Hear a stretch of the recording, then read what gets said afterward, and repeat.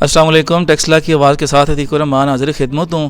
آج میرے لیے انتہائی خوش قسمتی کا لمحہ ہے کہ پاکستان کی مشہور و معروف شخصیت شیخ القرآن مولانا غلام اللہ خان رحمۃ اللہ علیہ کے جانشین اور دارالعلوم تعلیم القرآن راجہ بازار راولپنڈی کے محتمم حضرت مولانا اشرف علی صاحب ہمارے پاس تشریف لائے ہیں. اور اس سے بڑھ کر میرے لیے اور ٹیکسلا والوں کے لیے خوش قسمتی کا مقام کیا ہو سکتا ہے.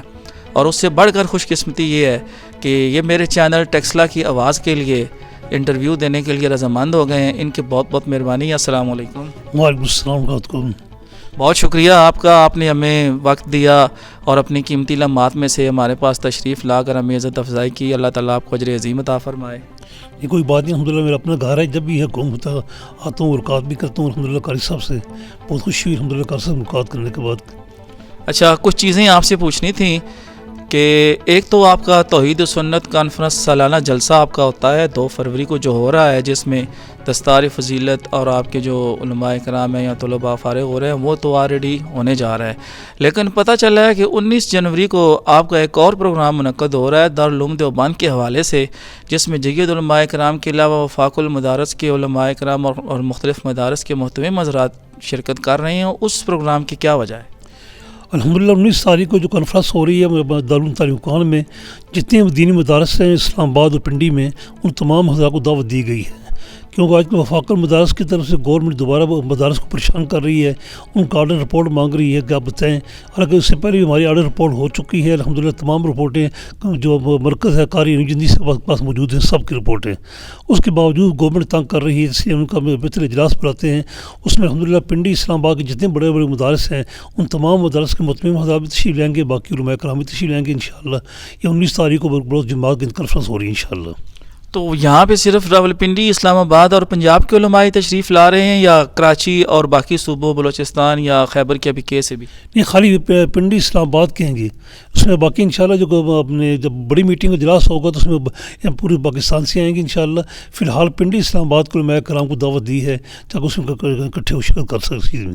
تو اس پروگرام میں عام لوگ بھی شریک ہو سکتے ہیں؟ کوئی اشتہار وغیرہ نکالا گیا یا صرف خواص کا ہے؟ نہیں، اشتہار تو نہیں نکالا گیا، لیکن تمام علماء کو دعوت دی گئی. جتنے علماء دیوبند کے منسوب ہیں تمام علماء دیوبند کو دعوت دی گئی، تشریف لے کے آئیں گے انشاءاللہ. وہ آئیں گے، سب حضرات تشریف لیں گے انشاءاللہ. تو 2 فروری کو جو آپ کا پروگرام منعقد ہو رہا ہے اس میں کون کون سے علماء کرام اور مرکزی خطباء تشریف لا رہے ہیں؟ اس میں الحمدللہ جتنے میرا کار یہی ہوتا ہے جو میرے والد صاحب اللہ کا طریقہ کار تھا، تمام جماعتوں کے بڑے حضرات کو بلایا جاتا ہے. اس میں الحمدللہ مولانا محمد لدھیانوی صاحب کو بلا رہے ہیں، اور مولانا یحییٰ عباسی صاحب کو بلا رہے ہیں 2، اور مولانا طاء اللہ بنجالوی صاحب ہیں، سید ضیاء اللہ شاہ صاحب بخاری ہیں، سید شفاء اللہ شاہ صاحب بخاری ہیں، اور مولانا امجد خان صاحب لاہور سے ہیں. یہ حضرات مرکزی ہیں انشاءاللہ. 1-2 باقی بات بھی چل رہی ہے حضرات سے بھی انشاءاللہ، وہ بھی آئیں گے انشاءاللہ. اور جہاں طلباء کو دولدی سے طلباء فارغ ان کو اسناد دی جائیں گی، اور جو خود تخصص سے طلباء فارغ ہو رہے ہیں ان کو بھی اسناد اور انعامات دیے جائیں گے. اور جہاں حفظ کی کلاسیں ہیں، درجہ حفظ میں بچے ہیں، ہمارے ہاں الحمدللہ درجہ حفظ کی 5 کلاسیں ہیں، 1 تجوید کی کلاس ہے. وہ بھی الحمدللہ حفظ کے طلباء کو بھی انعامات ملیں گے، تجوید کے طلباء کو انعامات ملیں گے.